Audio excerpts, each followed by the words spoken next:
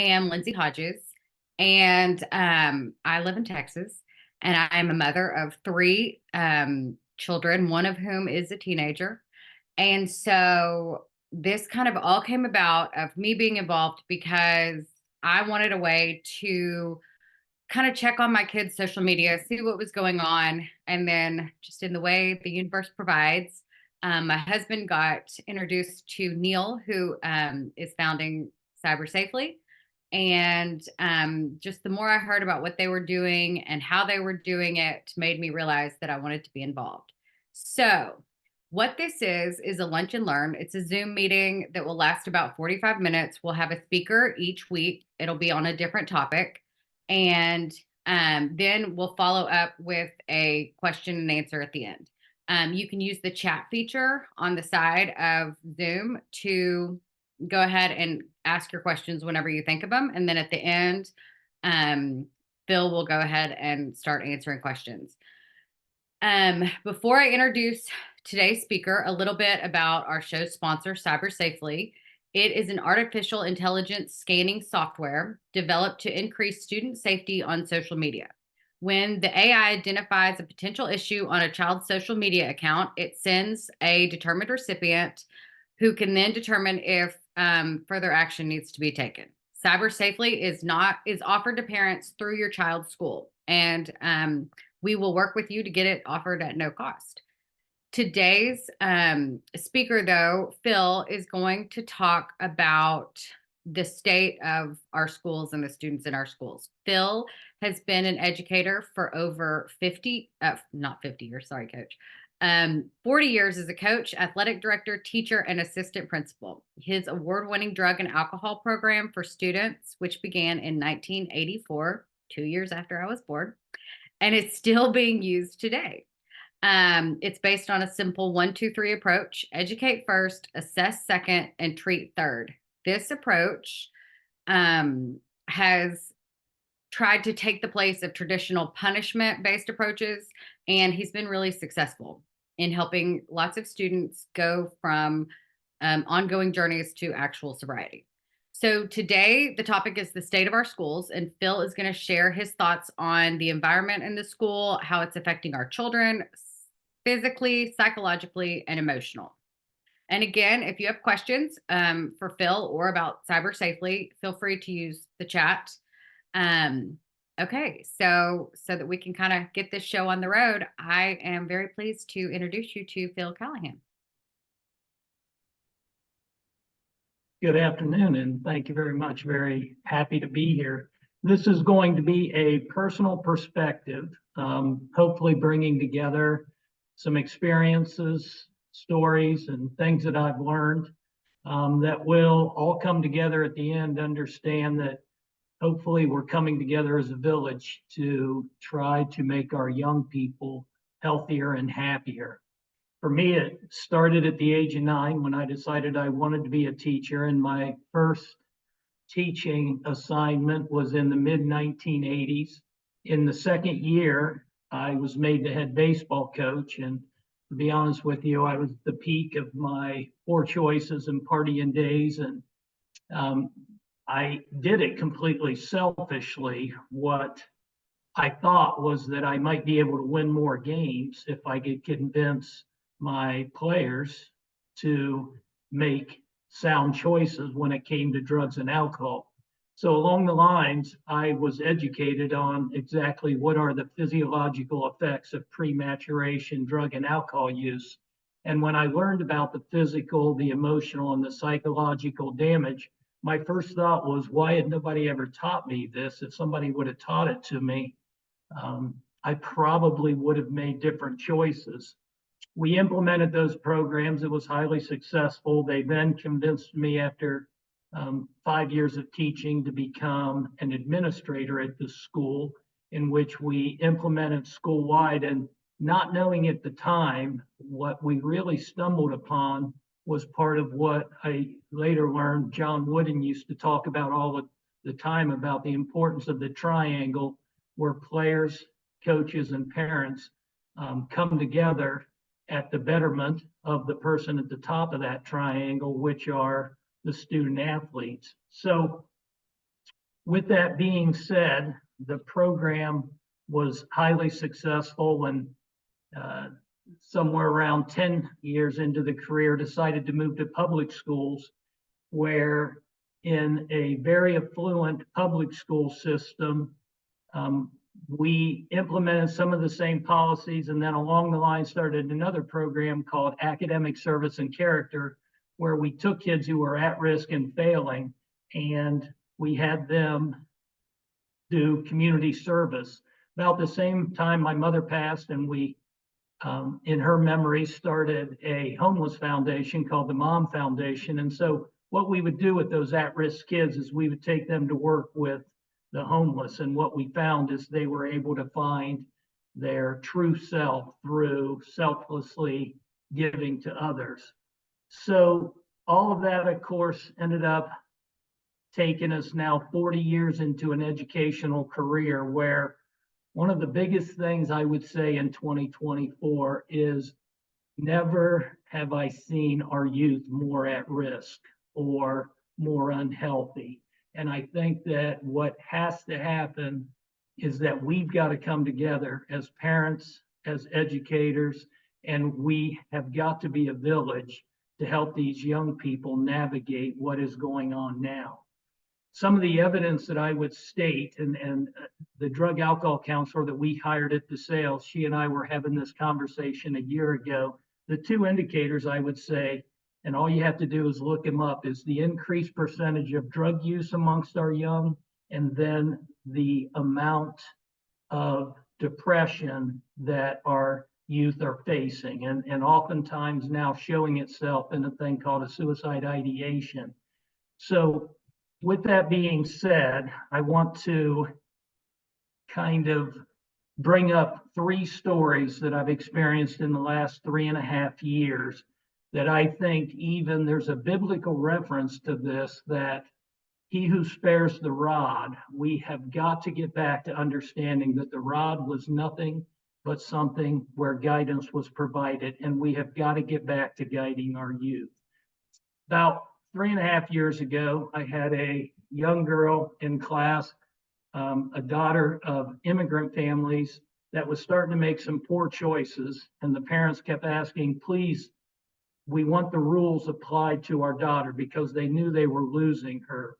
She ended up going with a few young men over to the high school and filming some acts that would break any of our hearts. And it led to us having a behavior specialist come into our school. So when the person came in, kid about 29 years old, to observe my class, I ended up cornering him and asking him some questions. And I kept saying to him, look, first I want to know, do you get paid as a teacher or a social worker? And he kind of laughed. And I said, okay, so what's the perfect storm that has gotten us here?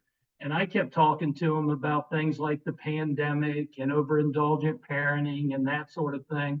And he reaches in his pocket and grabs his phone and holds it up. He goes, all of that's just part of it. This is the main culprit.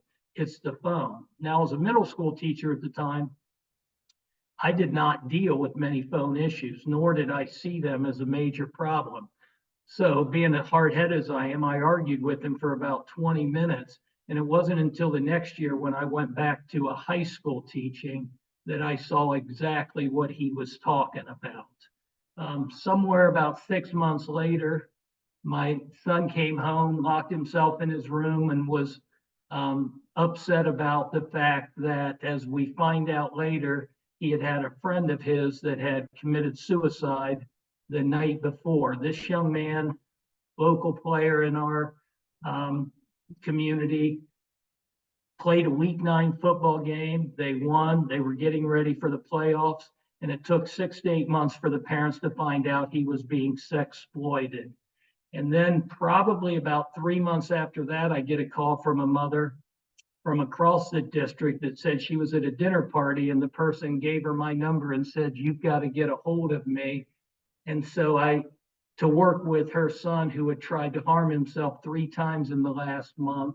So I explained to her that I would start out by tutoring him in math, and then I try to get him to make some homeless runs. And so about a month and a half into it, we're on our second homeless run. And the young man says to me, hey, you ever going to ask me why I hurt myself? And this kid goes on for about 10 minutes explaining to me how through the pandemic in the sixth grade, he was forced onto the internet, where within weeks he had become addicted to porn.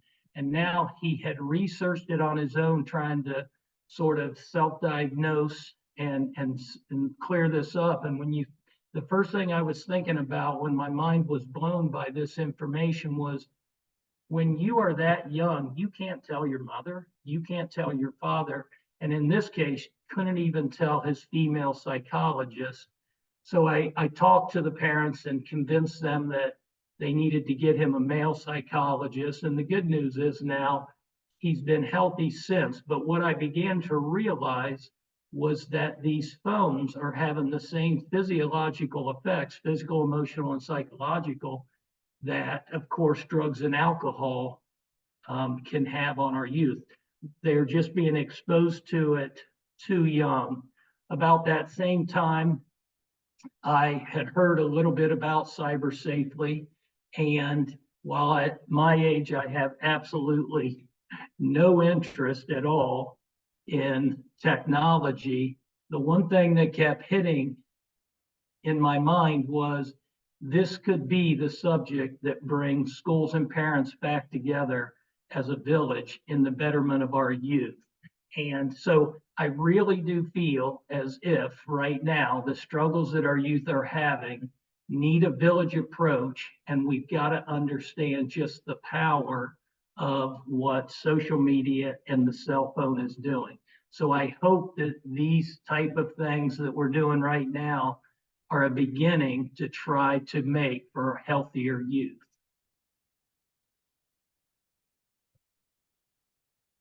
Okay. Um, so does anybody have any questions for Phil about kind of what he's been seeing, things that are working? Any kind of anything you want him to expand on? And if you want to chat it, chat it. If you also want to just unmute yourself, you can do that too.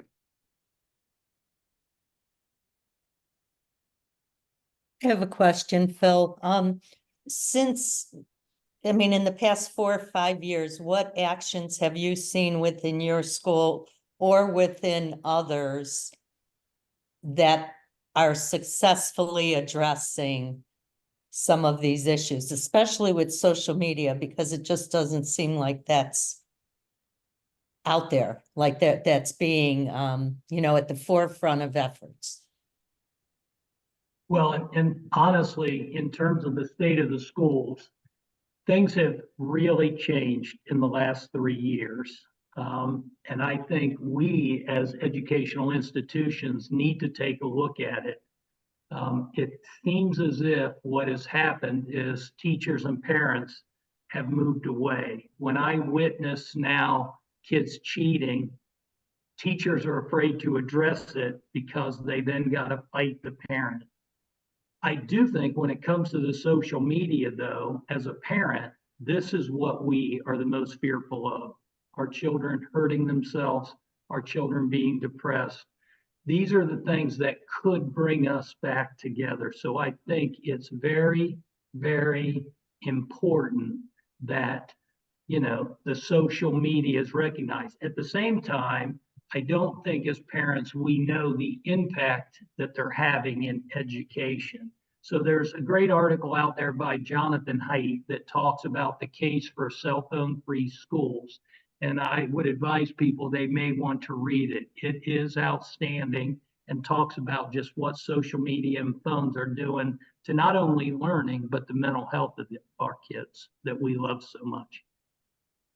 Okay, Phil, somebody said, you mentioned that sextortion is the reason that someone kills themselves. Can you elaborate to anyone that doesn't know what that means for our kids today? So sextortion, and again, when it comes to technology, I feel like we as parents are the most in the dark. What I've come to understand in many cases is that kids, through things like Snapchat, will take pictures of themselves and send them back and forth.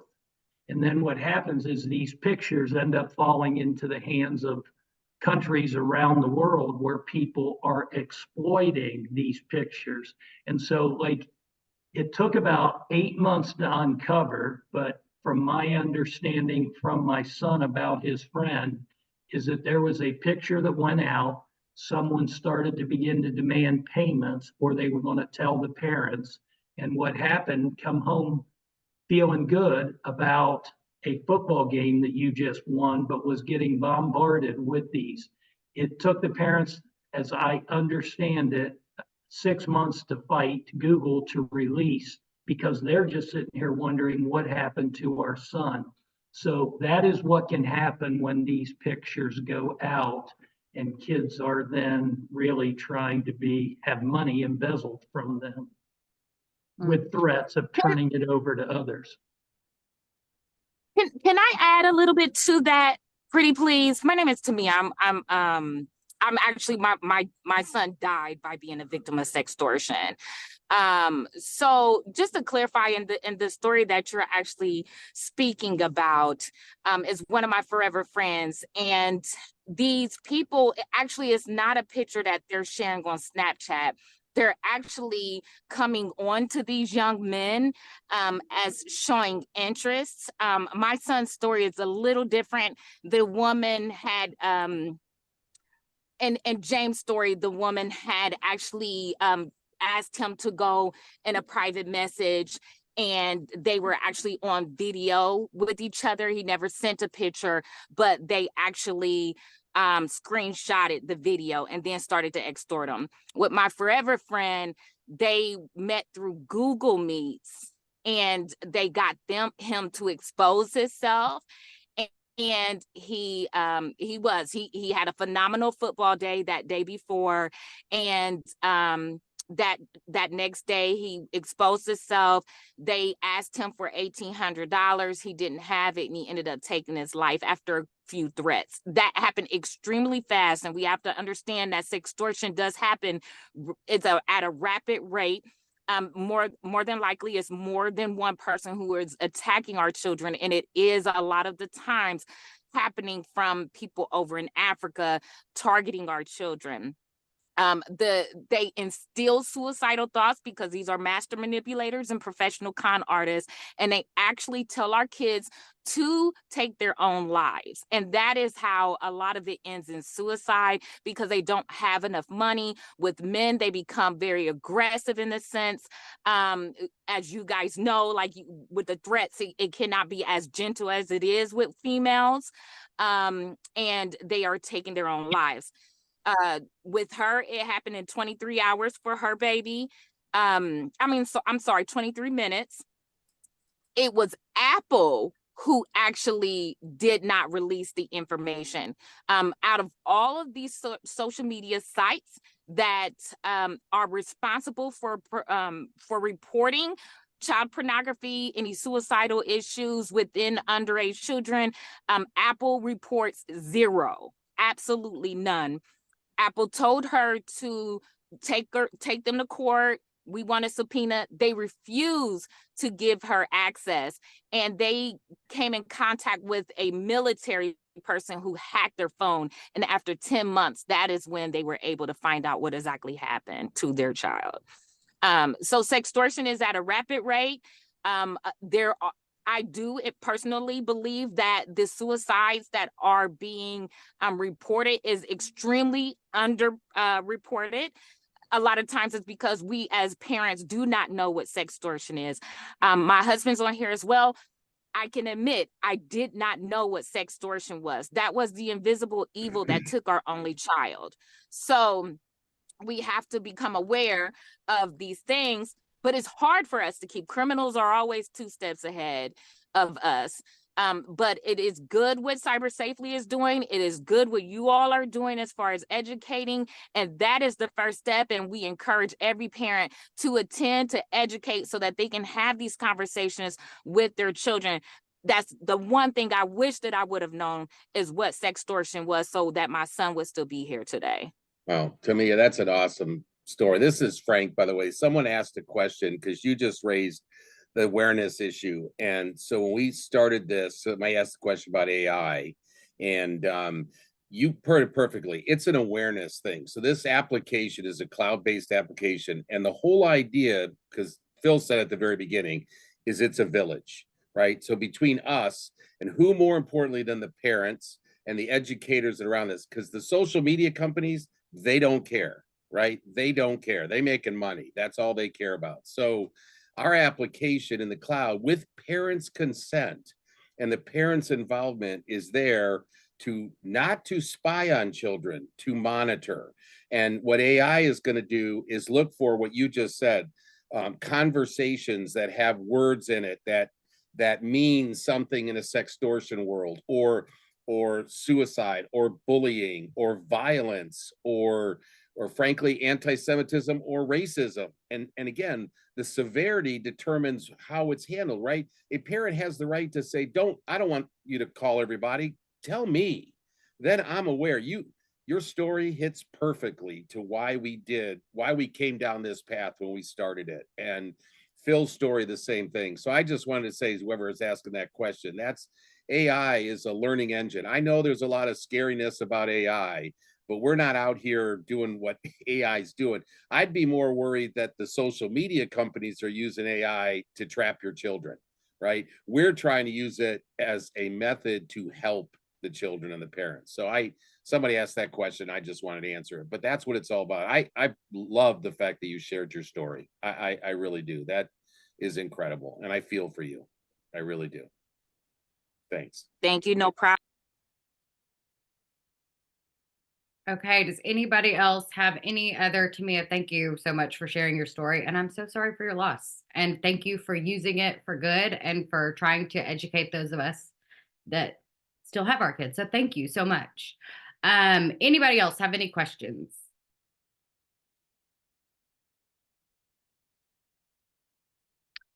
Okay. Phil, thank you so much for joining us and giving us your story and your experience, because Lord knows you are in the trenches with still teaching in schools today. I walk into my child's school sometimes and I cannot believe that that is the reality that he goes to school in. But we are so thankful for all of you for getting on and for helping us to raise awareness and just being willing to kind of, do the next thing to protect all of our kids. We look forward to seeing y'all next month. Our speaker next month is going to be Don Montgomery. He is a coach, an educator, and a former defensive coordinator for the University of Mount Union. He brings 45 years of experience working with student athletes and will speak on the effects that social media has had on him. And honestly, Tamia, I hope we can get you back to maybe do and give us your story. And because, girl, you're a good speaker. I was riveted. Yeah, thank y'all so much for joining today. And if anybody else has any other questions or comments, feel free to say them now. But if not, we don't want to keep you any longer than we need to. Thanks, Lindsay. Phil, I was wondering if you wouldn't mind like sharing with everyone that article that you were speaking about, you referenced to. I would love to read that. Yes, the case for cell phone free schools. It is by Case for cell Jonathan phone. Haidt. I will tell you that I'm a girls golf coach, and I was at a match, and one of the other coaches came up and said, I don't know why I'm asking you this, but have you read the article? And I said, well, very interesting that you bring it up. I've had 4 people mention it to me. Well, this ended up being John Husted's wife, Tina. And she and I have since done some speaking engagements together. And I was even on the stage with Lieutenant Governor Husted when he's trying to pass this act that stops our youth from having access to these different sites. And anyway, Tina is the one who shared the article with me, and the read was just incredible, both as a parent and as an educator. Phil, would you be able to type that in the chat, the name of the book and the author's name, so we have the spelling of the author? Or we can send it as an email to anyone that attended as well afterward. Exactly. We should have your email if you registered. And then if you want cyber safely at your kid's school, or you want to find out more about the program, you can go to our website, which answers a bunch of questions. And there's a way to reach out on there to somebody that can talk to you more about getting this into your kid's school. And remember, you can get it hopefully at no cost.